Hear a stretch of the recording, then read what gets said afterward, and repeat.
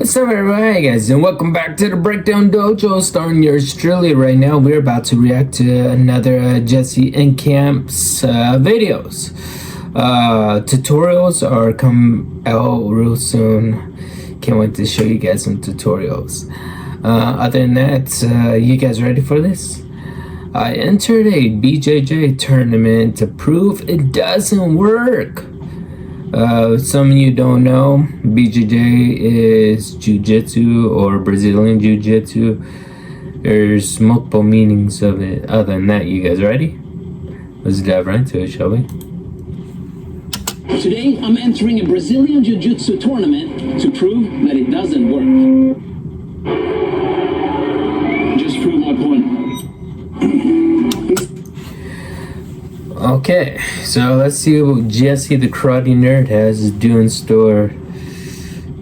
No, he has a whiteboard. Alright, he's going well depth into detail on this. Alright. Say 90% of fights end up on the ground.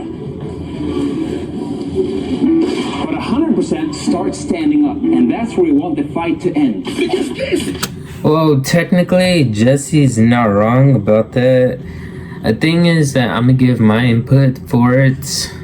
If you ever end up in a fight, a street fight, there's only three styles that will actually help you and keep you alright and not beat up. I'd say the first one will be boxing. Yes, if you're a boxer, you know how to box. If you don't, if someone, let's just have a scenario. If someone breaks in your house and they try to hurt you, you're a boxer, a professional boxer, or you know how to box. You just hit him with a 5 combo, he's down. A second one will be wrestling. If you're a wrestler, obviously, of course, most of the time it may end up on the ground with wrestling. The third one will be, I'd say, Muay Thai. So those are the three styles in home invasion or street fight, whatever you get into. So I highly suggest if you ever get into a street fight, don't get into a street fight. Walk the other way. If you can't walk the other way, run. That's my best advice for you guys. Because you do not want to end up in a street fight. Because there will be consequences, and no martial arts will not help you get out of a street fight. Most definitely not. I can tell you that for a fact no matter is. But let's keep watching. Some people may have different opinions on that situation, that subject, but hey, you gotta really think about it. If you're a real fighter and you know how to fight, if you knock someone down that's trying to attack you, you could hurt them badly, just to let you know. So yeah, It's the last place you want to be in a street fight! Yet there's a whole martial art dedicated to this worst case scenario. That's like my karate class practicing how to get knocked out. wait. So BJJ, they say that whenever you're in a street fight, you only use Jiu-Jitsu.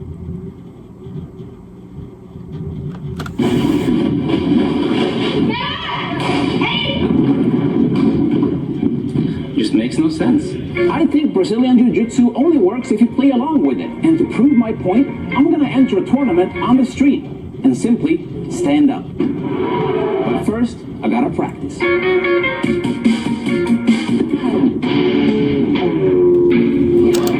Okay, this is gonna be tough. So I tried judo, jiu-jitsu. I had a personal MMA teacher for a month. I'm not sure how long Jesse is gonna be studying with a practitioner of professional jiu-jitsu, BJJ. I'll just call it that right there. But it does take a lot out of you. I'm telling you. Yes, you end up standing up when you're fighting, but eventually you'll end up getting on the ground. And even if you think that it's impossible to get out of a situation when you're on the ground, no, there's always a loophole. You always can get out of a situation, even if it's a ankle lock, if it's a arm bar, You can still get out of that situation. Trust me. I was trained by a professional fighter. Turns out, standing up is much harder than I thought. Especially when somebody wants to hold you down. I want a new opponent. My next opponent is just a brown belt. But he immediately chokes me out. They call this an Ezekiel choke. An Ezekiel choke, interesting. He put his forearm on Jesse's neck, and he put his right palm on his forearm. And now that I know how it works, I can easily avoid it. My last opponent is a black belt. Black belt? Luckily, I'm both younger and stronger. But every time I try to stand up, it ends the same way. This is not what I had in mind. So what I learned is I learned the basics. The basics always really does help me. It's difficult too as well, and I know the feeling how Jesse's feeling too right now. It's like difficult. Your mind focus is like, I could defeat this guy, but only when we're standing up. But when we're on the ground, it's like he knows all these different moves, these combinations, like what is going on and stuff. That's what's going on inside Jesse's head. So what my trainer told me to do, he said everything you learned about Taekwondo, Wing Chun, everything you learned inside your head, forget about that. Focus on MMA, focus on Judo and Jiu-Jitsu solely only, and have that mindset. And if you have that mindset, all that knowledge I'm going to be teaching you will be given to you. So I had a little crash course on that. It was actually pretty epic and fun. I didn't know I was that strong. Like, damn. I think he was probably... No. He was probably going like 40% on me, and I was trying my best. I was going like 100%, but he kept on saying slow it down, patience is key. And it is, seriously. If you're in a situation, if you're getting I forgot what the name is, but if you're in a chokehold, you need to be very calm in that situation. Just squirrel out. That's when my brother Oliver appears. Not as easy as you thought, huh? As a professional fighter, he knows what works and what doesn't. Put this on and meet me upstairs tomorrow. And Oh, he's gonna train with his brother Oliver. Alright. don't forget what belt you are in BJJ. And Heath got a plan. So they kind of went different ways. Jesse stayed as a karate sensei, while his brother studied MMA, like different types of martial arts. He does have karate in his arsenal, but he explored and did judo, jiu-jitsu, and different kind of martial arts. So yeah, his brother's going to teach him a lot. Let's see what happens. Crash course in standing up. You smash me from top. Every second I spend here is a second I get more tired while you get more rest. So I need to relieve this pressure. I'm gonna wiggle this arm in here, and this arm is gonna go in here. Now I have a frame, but I can't push you from here. So I'm gonna use my strongest muscles, and I'm gonna make a bridge. Ooh. Now we have a few options. This direction, this direction, this direction, and that direction. You have to feel where your opponent is heavy. So don't move against the resistance, but use the easiest path available. Stay on the move all the time. If you're on top, you can rest. But if you're underneath, you need to work. And better start training. I'm the best around. That is what my trainer did say. When you're on top, you get the high ground. When you're on the bottom, you get the low ground, which means which means it's a lot tougher, a lot more work to do. So yeah, I get what Oliver's saying right there. I learned that. I remember that part right there. No one's ever gonna hold me down. I'm the best around. I am not afraid of the ground. I'm the best around. No one's ever gonna take me down. Subscribe! I'm the best around. I am not afraid of the ground. I'm the best around. No one's ever gonna take me down. Stand up, stand up, stand up, stand up. It's finally game day. No! How long has Jesse trained for? Jesse probably has trained for, I'd say, probably like 5 days to a week, because I know he has a photographic memory. Let's see what happens. They check my sleeves to make sure I'm not hiding any nunchucks. What? What they don't know is that so when you go to BJJ tournaments, they check your sleeves to see if you're not hiding any nunchucks. Why would you hide any nunchucks? I am a weapon. Unfortunately, the weather is not great, and it looks like it might start raining. If that happens, my plan might not work. Unfortunately, I can't control the weather. All I can do is start to warm up and hope for the best. That's when they suddenly announce my name. It's finally time to see if Brazilian Jiu-Jitsu works when you don't play along. What's he going to When do? the fight starts, my opponent immediately tries to grab my sleeves. He's grabbing his sleeve, so he's not going for a double leg takedown just yet. I think when you go for a double leg takedown, that's when things get serious. You want your opponent on the floor. All I want to do is push his hands away.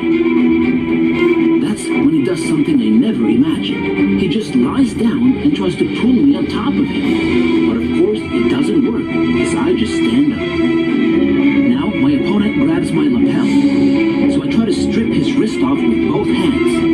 But his grip is too good. That's when he tries to pull me down again. But I just pop back up and move away. I can sense that my opponent is getting frustrated because I refuse to go down to the ground with him. That's when he tries a new tactic. He goes for a foot sweep. I decide to return the favor, but he fails. But luckily, he just lies down anyway. They love lying down on their backs. That's how they get you. Because the thing is that I learned that in BJJ, it's like, what you gonna do about it? I'm gonna lay on my back. We're gonna see who's the best of the best. He's taunting Jesse right now. He's trying to get inside his mindset. Is when I realized that all my training has made me overqualified for this tournament, because I'm never ending up on the ground. That's when the referee suddenly stops the action. Apparently, I've broken some kind of rule. He tells me that I'm not allowed to disengage. Oh, you're not allowed to stay on your feet. You have to be on the floor. That's okay. Learning something new each day. Didn't know about that in tournaments with BJJs. And if I don't start grappling, I'm gonna get disqualified. And now, my opponent refuses to even stand up. I doubt this is what the ancient samurai warriors had in mind when they invented jiu-jitsu. Because it was supposed to be used as a last resort when your weapons fail, and the last place you want to go on the battlefield is the ground. But something changed when the art spread to Brazil. It became a sport, and the essence was lost. This is the exact same thing that happened to karate. Today, you can even become an Olympic champion by getting knocked out. So now I am left with no other choice but to finish the fight. It's time to put the martial back in martial arts. This was not part of the plan, so I have to find a way to win. Luckily, my opponent gives me his leg, so I try to break it. But the referee tells me I'm not allowed to do that. So when he says he tries to break his leg, I think what Jesse's mean is that he's trying to turn it in 40 degrees. He's trying to make the other person tap out, but Jesse's still bending over. He's not fully on the ground. If you're bent over, then you're okay, but if you're still standing up, I guess the referee will say, I guess you deduct the point or you break the rules. I'm not entirely sure with these type of tournaments. I have to let go. I'm trying my best to avoid my opponent's attacks, but I'm afraid that if I'm too passive, I will get disqualified. So I'm left with no other choice but to go down to the ground. And luckily, I know exactly what to do from here.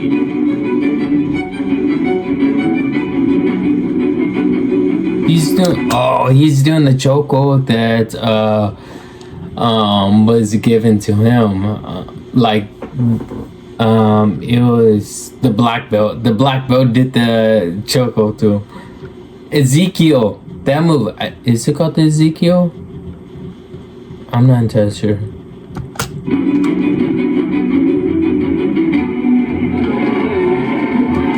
Jesse is, well, to me, I think Jesse is a heavyweight, and this dude was probably just a lightweight, so Jesse did have the advantage. But if it were to go to the ground and pound, not pound, but just by grappling, I'd say it'll be a close call. I don't know what Jesse would actually do right there in that scenario, that situation.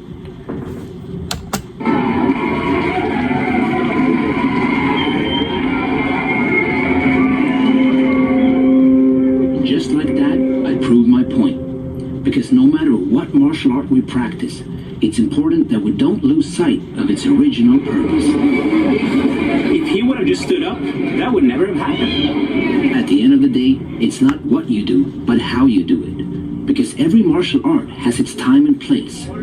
But one thing is for sure. Those who don't learn from the past are doomed to repeat it. It's real. There are no second places on the street. So, I did some research, and it turns out that this statistic is for law enforcement, because their job is to take a suspect down to the ground and put handcuffs on them. It doesn't apply to street fighting or self-defense for civilians. So the next time somebody tells you that 90% of fights end up on the ground, tell them, yeah, if you're a cop. It's true, right there. Jesse nailed it, killed it right there. If you're a police officer, DA, any kind, FBI, they do end up on the ground. So yeah, anytime anyone says that, well, here's other videos. BJJ is a lie. So you will actually go into a tournament. So when you go into a tournament, I guess if you win, they will give you a medal. Interesting. You guys think I should enter a tournament with the knowledge I know? I don't know if I would actually do that. Damn, that would be difficult. But I'll have to find one that's like nearby, close to me where I live at, if I were to ever do something like this. But hey, anything's possible.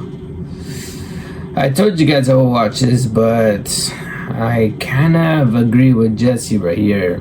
Hope you guys enjoyed this video. If you guys didn't subscribe to the channel as always, and yes, of course, I'll see you all in the next one.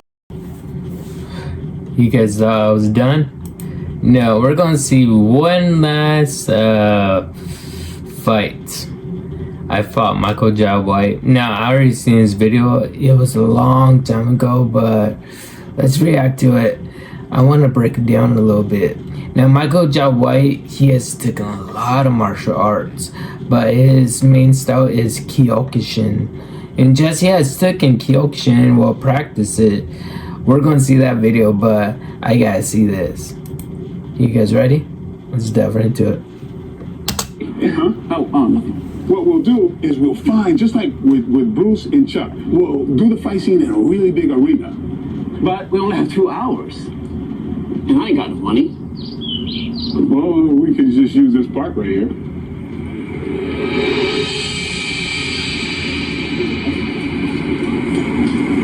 This is it? It's a stadium.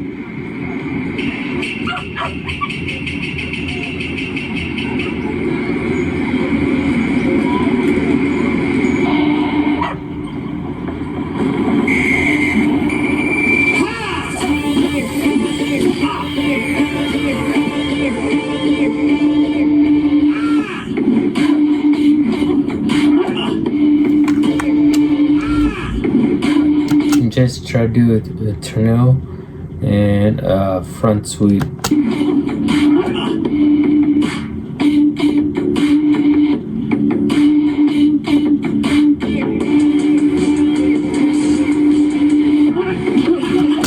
What is this? Okay.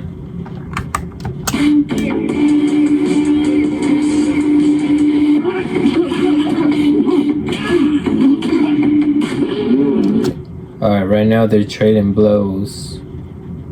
Trying to hit him. That was in solar plex, that was towards the ribs.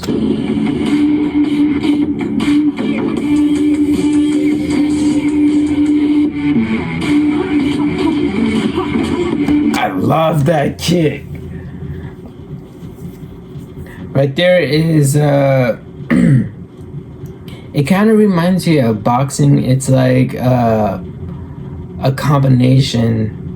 You're kicking, you're only using one leg and you're kicking on the left side of the body of your opponents. You're kind of tricking them. They don't know what position or what area you're going to kick them at. Either the leg, the body, or the head. You're doing all three at the same time, and you're still going until they get back. They stand back in their main stance or position, or if they get knocked down. Oh my goodness. Come on, Jesse, get up. What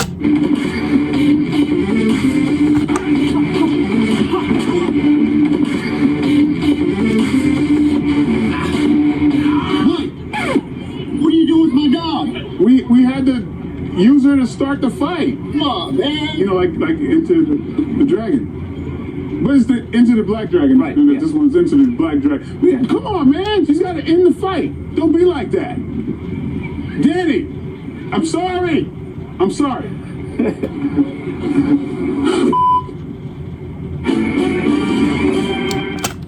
That was a small little bit of fight. I just want to show you guys.